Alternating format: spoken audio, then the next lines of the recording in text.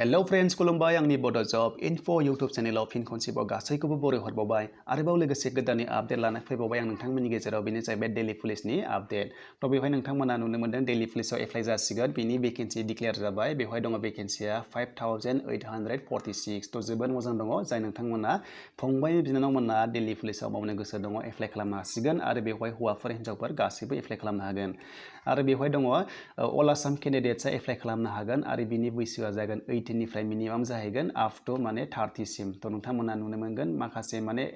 दङ आं नोंथांमोननि गेजेराव डिटेल्सखौ गासैखौबो लाबोगोन बेवहाय बेसेबां बैसो दङ थ' जोङो बेखौ एप्लाइ खालामनोबा जोङो अनलाइन एप्लाइ खालामनांगोन लोगोफोर थ' नोंथांमोना एप्लाइखौ खालामगोन एसएससिनि आन्डाराव दा जों फैदिन एसएससिनि आन्डाराव माबोरै खालामगोन होनोब्ला अफिसियेल नटिफिकेसन लाबोगासिनो दङ आरोबाव लोगोसे नोंथांमोना चेनेलाव सोरबाफोर गोदानै फैदोंब्ला नोंथांमोना चेनेलखौ मोजां मोनदोंबा लाइक खालामदो आरो लोगोसे साबस्क्राइब खालामदो दा जों फैदिन अफिसियेल नटिफिकेसन दा बेहाय फैबाय दिल्ली पुलिस थ' नोंथांमोना नुनो मोनदोंना दिल्ली पुलिस बे जादों सेन्ट्रेल गभर्नमेन्टनि मोनसे जब थ' नोंथांमोना मिथिखागौ बेनिखायनो एसएससिया बेखौ लिड लायो एबा एसएससिनि आन्डारावनो एप्लाइ जायो दा जों थांदिनि बेनि पस्टआ जादों कनस्टेबल एक्जिकिउटिभ मेल फिमेल बेवहाय गासैबो एप्लाइ खालामनो हागोन दिल्ली पुलिसनि थाखाय थ' जों फैदिनि दायो जोङो सिगाङाव नायना लाग्रोदिनि बेखौ जों माबोरै खालामगोन एप्लाइखौ थ' नोंथांमोना नैबेहाय खालामनांगोन वेबसाइटआव नैबेनो जाबाय acc.nic.in थ' नोंथांमोना बेवहायनो एप्लाइखौ खालामनांगोन खिन्थु दायो बिनि लिंकआ एक्टिभेट जाथ'वाखै जेब्ला जागोन आं नोंथांमोननि गेजेराव भिडिअ खालामगोन लेटेस्ट आपडेट दा फैदिन जोङो दिल्ली पुलिसनि वेबसाइटआव नोंथांमोना भिजिट खालामनो हागोन पार्टिकुलार्स माने डिटेल्सखौ नायनो हागोन जे मा ओंखारदों आरो लोगोसे बेवहाय एडमिट कार्ड आरो एग्जामा माब्ला जागोन बिथांमोना गासैखौबो मेनसन खालामनो होखायो थ' बे जाबाय delhipolice.nic.in नोंथांमोना बेवहायनो एप्लाइखौ खालामनो हागोन आरो लोगोसे एप्लाइखौ खालामनो हागोन खिन्थु बेहाय एसएससिया लिड लादों बेनिखायनो acc.nic नि आन्डारावनो बांसिन एप्लाइ जायो थ' नोंथांमोना बेखौहाय एसएससिनि आन्डारावनो खालामबानो जाबाय आरो लोगोसे एडमिट कार्ड नायनोब्ला एसएससियाव मोनगोन आरो लोगोसे दिल्ली पुलिसाव मोनगोन बिथांमोना मोननैजों मोनसे जगाजग दङ रिलेसन दङ थ' नोंथांमोना बेखौ मिथिबाय दा बेवहाय फैबाय जों फिस थ' नोंथांमोना फिस दाननांगोन 100 रुपिस खिन्थु एससि एसटिनि थाखाय बेवहाय फिसा नांनाय नङा बियो निल जागोन थ' नोंथांमोना बेखौ बुजिना लाग्रोदो क्लियार जाबाय थ' लोगोफोर भिडिअआ एसे गोलाव जागोन आं बेवहाय गासैखौबो डिटेल्सखौ होजोबगोन थ' नोंथांमोना भिडिअखौ जोबजासिम नायबानो जाबाय अब्लासो नोंथांमोना गासैखौबो बुजिनानै एप्लाइखौ खालामनो हागोन दा जों थांदिनि नेक्स्टआव थ' लोगोफोर जों नेक्स्टआव थांनाय लोगो लोगो जोङो नायदिनि बेवहाय सिलेक्सन प्रसेसा माबोरै जागोन आं नोंथांमोननि गेजेराव होखादिनि बेवहाय गासैबो डिटेल्स दङ थ' बेहाय होनदों नोंथांमोन बे वानाव दङ नोंथांमोनाहाय प्रसेसा जागोन फार्स्टआवनो नोंथांमोना एप्लाइ खालामखांनायनि उनाव जिथिया एडमिट कार्ड मोनगोन अब्ला एग्जाम जाग्रोगोन अनलाइन थ' बे अनलाइन एग्जामा जागोन कम्पिउटार बेस्ड एग्जामिनेसन जागोन आरो बेनि मार्क्सआ थागोन 100 थ' नोंथांमोना 100 नाम्बारनि एग्जामखौ लिरग्रोनांगोन आरो बेवहाय पास जायोबासो क्वालिफाइड जायोब्लासो फिजिकेल टेस्टआव नोंथांमोना बाहागो लानो हागोन एबा नोंथांमोननि थाखाय नेक्स्ट एडमिट कार्ड गगोन थ' जों फैदिनि दायो रिजार्भेसन थ' माखासे रिजार्भेसन खथा दङ थ' नोंथांमोना बेखौ नायना लाग्रोदो थ' नोंथांमोना साननो हागौ जे पस्टआ खम दं होननानै खिन्थु बेवहाय माखासे एससि एसटि खथा दंखायो बेवहायनो नोंथांमोना एप्लाइ खालामनो हागोन थ' नैबे जाहैबाय 15% दङ एससिनि थाखाय आरो लोगोसे एसटिनि थाखाय दङ 7.5 दङ थ' नोंथांमोना खुनु गोनो गोथो दाजा एप्लाइखौ खालामबानो जाबाय बिराद मोजां जब दिल्ली पुलिस थ' जों फैदिनि बेवहाय 20% दङ अबिसिनि थाखाय आरो लोगोसे 10% दङ EWSनि थाखाय दङ आरो लोगोसे मोनसे मोजां इन्टारेस्टिं खोथाया जाहैबाय एक्स सार्भिसनि थाखाय 10% रिजार्भेसन खथा दङ थ' नोंथांमोना बिराद मोजां एप्लाइ खालामनो हागोन दा जों फैबावदिनि नेक्स्टआव थ' नोंथांमोना नायलांबाय थाबानो जाबाय बेवहाय जोबोर मोजां इम्पर्टेन्स मोनसे मिथिनो गोनाङा जाहैबाय बेवहाय एप्लाइ खालामनो थाखाय बेसेबां क्वालिफिकेसन थानांगौ बेवहाय दङ गासै नोंथांमोना एप्लाइ खालामनोबा मिनिमाम 12 पास जानांगोन अब्लासो एप्लाइ खालामनो हागोन थ' बेहाय 12 पास जाथारनांगोन दिल्ली पुलिसाव नोंथांमोना 12 पास जायोब्ला एप्लाइ खालामनो हागोन मोनसे कन्डिसन दङ नाथाय 11 पास बा नोंथांमोना बेफोरबायदि डिप्ल'मा दङबा दिल्ली पुलिसनिबा नोंथांमोना बेवहायनो दिल्लीनि खाब्ला एप्लाइ खालामनो हागोन थ' जोंनि थाखाय बियो 12 पास जागोन लोगोफोर आसामनि थाखाय बियो 12 पास एबा हायार सेकेन्डारि पास जाथारनांगोन दा जों फैदिनि बेवहाय थ' मोनसे खोथा गोसोआव लानांगोन बेयो मोनसे मस्ट इम्पर्टेन्ट आपडेट जायनि थाखाय केन्डिडेटफ्रा गोबां रिजेक्टेड जायो जितियानोखि फिजिकेल टेस्ट जायो नोंथांमोना नुनो मोनदों बे मानि थाखाय जायो होनब्ला नोंथांमोननि गेजेराव क्लियार खालामनोसै एक्सपिरियेन्स मोननाय हिसाबै नैबे जाहैबाय दिल्ली पुलिसाव नोंथांमोना रानिं खालामनोबा फिजिकेल टेस्टआव लांनांगोन LMB ड्राइभिं लाइसेन्स नोंथांमोना लांथारनांगोन स्मार्ट कार्ड थ' नोंथांमोना जुदि स्मार्ट कार्ड गैयाब्ला रिजेक्ट जागोन खिन्थु बेहाय होनदों लार्नार लाइसेन्सआ बेवहाय एक्सेप्ट जानाय नङा थ' नोंथांमोना लार्नार लाइसेन्स मोनदोंबाबो एक्सेप्ट जानाय नङा रिजेक्ट जागोन थ' बेनिखायनो नोंथांमोना बेखौहाय स्मार्ट कार्डखौ इसु खालामबानो जाबाय दा जों थांनि नेक्स्टआव बैसो थ' नोंथांमोना बैसोखौ नुदोंमोन ना एजखौ थ' बे जाहैबाय एजआ 18 निफ्राय लानानै मिनिमाम 18 जागोन आरो लोगोसे आप टु 25 जागोन थ' लोगोफोर जुदि SC ST ब्ला नोंथांमोना 5 इयार्स मोनगोन 30 सिम थांनो हागोन जोबोर मोजां थ' जों थांदिनि नेक्स्टआव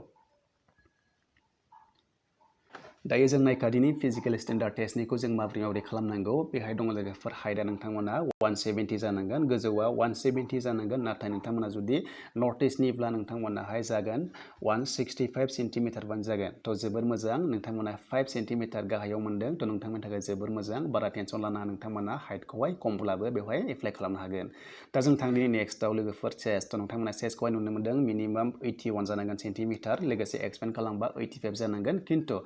SC ST नि थाखाय 5 खम जादों बेवहायबो 5 सेन्टिमिटार खम होदों 81 निफ्राय 5 डाउनाव नोंथांमोनाब्ला बेखौ एप्लाइ खालामनो हागोन खुनु टेनसन गैया थ' लोगोफोर जोबोर मोजां खबर आरो लोगोसे नोंथांमोना नैबेहाय नुबावदों बेहाय जुदि नोंथांमोना माल्टिटास्किं स्टाफआव मावखानाय दङब्ला डेलि पुलिसाव नोंथांमोनाबो 5 सेन्टिमिटार खमाव मोनगोन होननानै बुंदों थ' जोबोर मोजां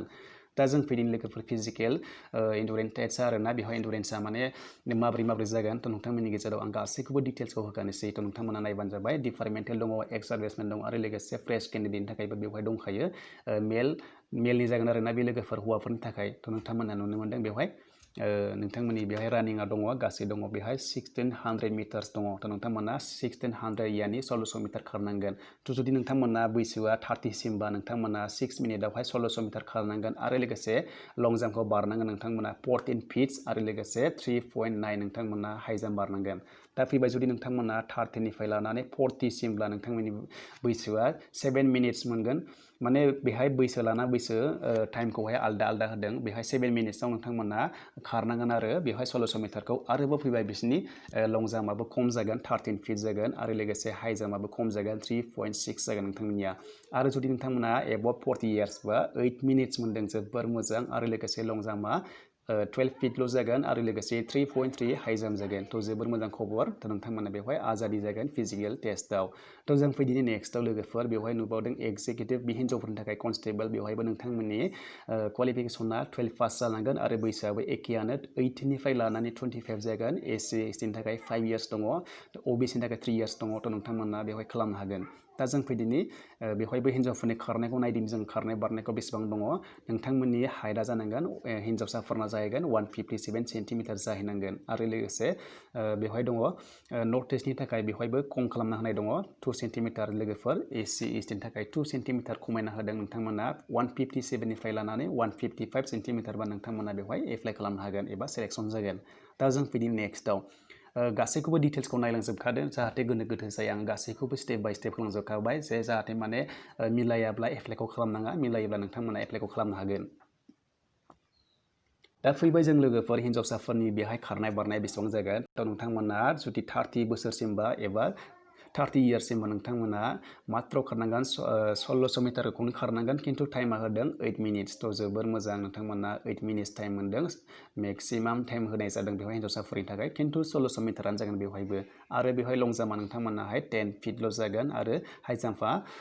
3 फिटल' जागोन थ' जोबोर मोजां मिनिमाम होदों आरो बैसोआ 30 निफ्राय लानानै 40 सिमब्ला 9 मिनिट्स मोनगोन आरोबाव 9 फिटल' बारनांगोन आरो 2.9 हाइ जाम्प बारनांगोन आरोबाव एबभ 40 इयार्सबा 10 मिनिट्स मोनदों जोबोर मोजां 1600 मिटार नोंथांमोना 10 मिनिट्स मोननायाव मा होनांगौ आजादि खारनो हागोन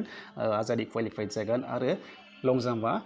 8 फिट दं आरो हाइ जाम्पआहाय दङ 2.6 थ' जोबोर मोजां खबर बैसो लाना बैसो नोंथांमोननि थाखाय बेहाय होनाय जादों थ' लोगोफोर डेलि पुलिसा जोबोर मोजां सुबिदा होदों नोंथांमोननि थाखाय दा जों फैदिनि फिजिकेल मेजारमेन्टआव नोंथांमोना बेहाय नायनो हागोन माखासे दङ फिजिकेल मेजारमेन्टखौ नोंथांमोना नायना लाबानो जाबाय PDF फाइलाव नायनो हागोन थ' जोङो लोगोफोर बेवहाय मिथिबाय गोनां खोथाखौ थ' नोंथांमोना फाइनालि एप्लाइखौ खालामनो हासिगोन जुदि नोंथांमोना बेवहाय होनाय एलिजिबिलिटि जायोब्ला नोंथांमोना एप्लाइ खालामनो हासिगोन थ' लोगोफोर बिनि एप्लाइ लिंकआ एक्टिभेट जाथ'वाखै जेथिनाखि जागोन आं नोंथांमोननि गेजेरावहाय नटिसखौ लाना फैगोन एबा आपडेटखौ लाना फैगोन थ' एडमिट कार्डनि नटिसखौ नोंथांमोना बेवहायनो नुगोन होनना बुंदों बे जाबाय दिल्ली पुलिसनि वेबसाइटआव थ' बे जाबाय www.delhipolice.nic.in थ' नोंथांमोना बेवहायनो गासैखौबो आपडेटखौ नायनो हागोन आरो बेवहायनो भिजिट खालामबाय थानो हागोन आरो लोगोसे आंनि चेनेलावबो नोंथांमोना जिथियानोखि एडमिट कार्ड एबा बेनि एप्लाइ डेटआ जाजेनगोन अब्ला नोंथांमोननि थाखाय नेक्स्ट भिडिअ खालामगोन थ' लोगोफोर आङो भिडिअखौ बेवहायनो फोजोबनोसै जुदि नोंथांमोना भिडिअखौ मोजां मोनदोंबा लाइक खालामबानो जाबाय आरो लोगोसे साबस्क्राइब खालामबानो जाबाय थ' मोनसे खोथा 15 नाम्बाराव नोंथांमोना नोंथांमोना कम्पिउटार बेस एग्जामिनेसनखौ लकेलावनो होबानो जाबाय सेन्टारखौ आसामावनो होना लाबानो जाबाय आसामावनो गोबां दङ तेजपुर दङ गुवाहाटी दङ आरो लोगोसे जरहाट दङ डिफु दङ शिलं दङ नोंथांमोना बेवहायनो खालामनो हागोन जेराव सुबिदा बेवहायनो खालामना लाबानो जाबाय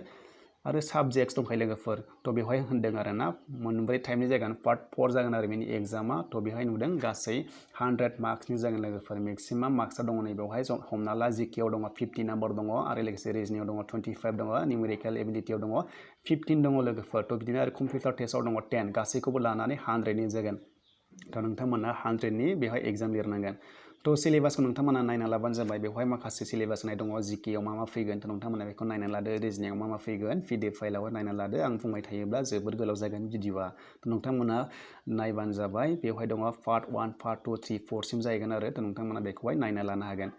एग्जामिनेसन सेन्टारखौ बुंखाबाय लोगोफोर नोंथांमोना एसएससिआ जिथु खालामो प्रभाइड खालामो लकेलाव थ' नोंथांमोना बेवहायनो एप्लाइखौ खालामनो हागोन